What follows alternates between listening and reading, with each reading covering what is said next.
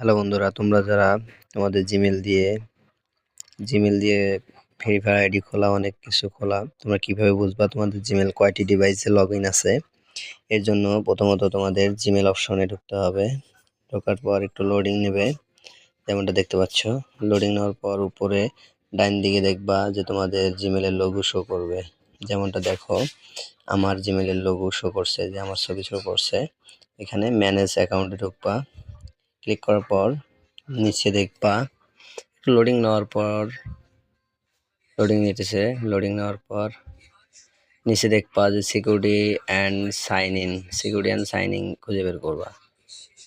Security and sign in খুঁজে বের করার পর সিকিউরিটি অ্যান্ড সাইন ইনের উপর ক্লিক করবা। ক্লিক করার পর নিচে স্ক্রল করে আসবা। আসার পর দেখবা নিচে লেখা আছে, এই যে দেখো, Android 4 session of Android phone লেখা।